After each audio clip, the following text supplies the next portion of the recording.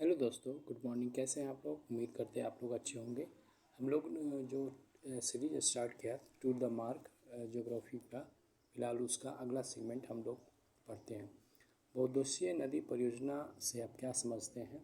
वे नदियाँ जो बड़ी नदियों पर बांध बनाकर नदियों की क्षमता का उपयोग करती हैं तथा जिनका उद्देश्य सिंचाई, बाढ़ नियंत्रण, जल विद्युत उत्पादन संयंत्र, वानिकी तथा जल परिवहन सुविधाएं जैसे अनेक उद्देश्य हैं। अगला है अस्थायी नहर और बाढ़ीय नहर में क्या अंतर है?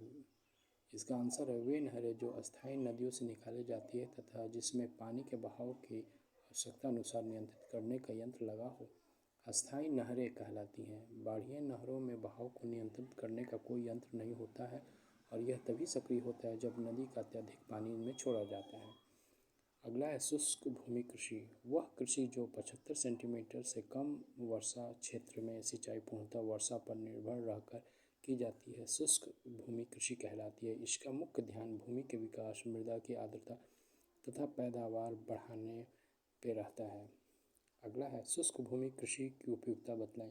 भारत में कुल कृषि क्षेत्र में अत्यधिक वृद्धि नहीं की जा सकती, अतः कृषि पैदावार को बढ़ाने के लिए कृषि के तरीकों में विकास तथा जल प्रबंधन उपायों के द्वारा शुष्क भूमि कृषि का उपयोग किया जा सकता है। अगला है आदमपुर क्या है? धनुषकोडी जो तमिलनाडु में है तथा तताईमन्नार जो श्रीलंका के मध्य ट्यूबे स्टॉल को आदमपुर कहते हैं। यह भारत और श्रीलंका को जोड़ने वाला काल्पनिक पुल है। अगला है पंबन पुल 1913 में रामेश्वर की मुख्य भूमि से जोड़ने के लिए पाक की खाड़ी को पार करते हुए बनाया गया, जिससे लंबा और सबसे पुराना रेलवे पुल है। सहेरज एडम्स का इसका प्रारूप बनाने तथा बनाने में महत्वपूर्ण भूमिका होने के कारण इनका नाम पड़ा। पुल की मुख्य विशेषता यह है कि जहाज आवागमन पर पुल को खोला जा सकता है। अगला है कृषि अनुपयोगी भूमि क्या है? भारी मात्रा में जल भराव तथा अत्यधिक मृदा अपरदन के कारण इसको कृषि अनुपयोगी भूमि कहते हैं। उचित भूमि प्रबंधन द्वारा इसे कृषि योग्य बनाया जा सकता है।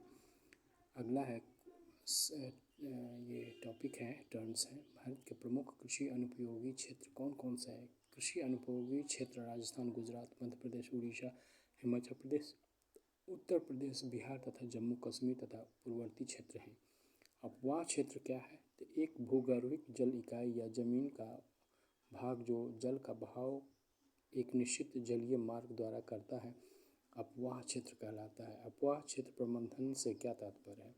अपवाह क्षेत्र सीमा रेखा से घिरा हुआ क्षेत्र है जो विभिन्न नदी तंत्र को अलग करता है। अपवाह क्षेत्र प्रबंधन को उद्देश्य यह निश्चित करना है कि नदी तंत्र का क्षरण किए बिना उसके संपूर्ण जल का उपयोग किया जा सके।